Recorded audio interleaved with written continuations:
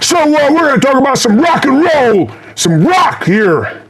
You know, I hear this thing where a lot of people say, you know, older people are just stuck in old man rock, or this stupid term dad rock, which I hate. Or say, yeah, they're just stuck in that. They don't want to listen to anything, you know, newer. You know what? You can shove that up your ass, because I like old classic stuff. I like classic rock, and even the 80s rock in late 70s when I was growing up. I still listen to that stuff.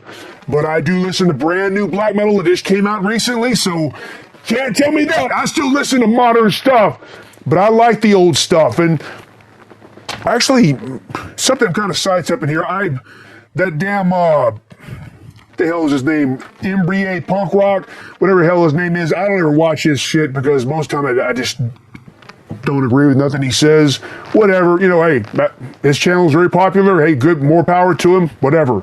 But I did watch one the other day about rockism, about how people, they're just stuck in this rock sounding, the typical format of rock band where, you know, the drums, guitars, and singing, whatever. People say if it's not any good, you know, nobody's open to anything new, and it's unhealthy. I have to disagree. Well, I guess I am a rockist because I like everything to be rock and band-based. But apparently it's not hurting music because all the pop, mainstream crap, none of that is rock, regular rock band. It's all a bunch of completely just artificial garbage. And people talk about AI taking over. What does it matter? AI, it's all that crap that's on the mainstream is already fake as it is, so it might as well be AI. But underground stuff, people are into raw black metal and stuff. It's always going to be like that. I just can't see that ever changing. You know, it's not changing. And right now, people are into raw black metal as much as possible. It's huge. People still like the old Hellhammer stuff. So, piss off on that. But I'm going back in time, you know, back when I like to get reminiscent and get nostalgic on here a lot of times to talk about back when I was first getting into music. You know, showed that Quiet Riot 7-inch or single I showed the other day.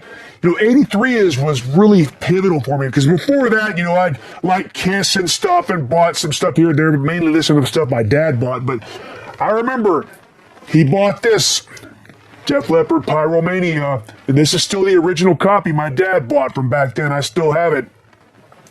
This was pretty monumental to me. I remember watching the Foolin' video. If you remember Friday night videos, they used to show that on TV. That's where I saw the Foolin' video, and immediately it just captured my imagination. You know, it just had that look of, you know, starts off with a woman playing the harp with a mask, white mask. It looked really cool, and all those videos for Pyromania were really cool. Had that a very metal look to them. You know, what other videos? I can't remember. Foolin', they had Rock of Ages. The video for that was cool. I thought he had with a sword. Photograph was cool. There's a lot of good songs on here. Billy's Got a Gun. Die Hard the Hunter. This is really literally when Def Leppard originally was considered that new wave of British heavy metal early on, but they definitely jumped ahead of the pack and became more pop oriented. And this is the ultimate combination of pop and heavy metal. And this was a huge seller at the time, as everybody knows. I mean, the other stuff is good too. And of course, I had to buy the CD. You got to have it on CD. Then On Through the Night, High and Dry are good. Honestly, High and Dry is probably my favorite Def Leppard album. On Through the Night's cool. Got Hello America and whatnot, Rock Brigade. But High and Dry, really good song. High and Dry, Saturday Night, You Got Me Running. On Through the, which ironically the song On Through the Night, but it's not on this album, but is on here, is a really good song. But yeah, Def Leppard was really good stuff. I remember back then too, I had a Def Leppard Pyromania shirt, thought it was real cool. That was 83. I can't remember what grade I was in. It was third or fourth grade. I can't remember, but excellent time, you know. And then that's when Motley Crue was coming out, Shout at the Devil, all this. My dad bought all this stuff, and then just I watched it and said, "Oh, this is great." What else? Dokken. Remember watching Dokken Breaking the Chains video? Great stuff. Actually, something else too, back then with Dokken, Rhed, came out. Also, anybody remember John Butcher Axis? Man, that was some good stuff too. Had that song "Don't Say Goodnight." The cool video. It was a black guy, man. He was all heavy metal, had leather on, shit. People were in the video dancing around with leather jackets and shit. It was a good song. It was a heavy metal song. John Butcher Axis. Anybody remember that? It was good, pretty good stuff.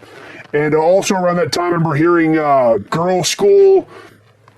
I'll never forget that first time I heard by them, Play Dirty. Saw that video. I've talked about that on here too, and which I'm still kicking myself in the ass. They played at that Hell's Heroes, and I didn't see them. We were back at the Airbnb, and everybody was partying too hard and passing whiskey around. And before we got there, and missed a bunch of stuff, partying too hard. But yeah, Girl School, Play Dirty, and then went back and got into all that stuff, and Quiet Riot.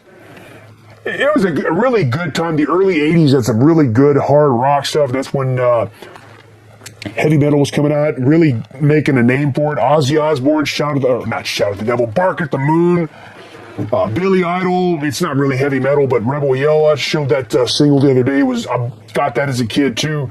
Really good song. It's funny that, thinking back, that song Crank Call, I thought that was real heavy, that part where it stops and it goes da-na-na-na-na-na-na-na-na with the guitar.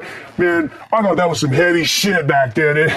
You listen to it now, it's not heavy at all, but back then, pretty solid stuff though. Yeah, I was really into it, all this stuff. And after Pyromania, that's when I just started getting into more heavy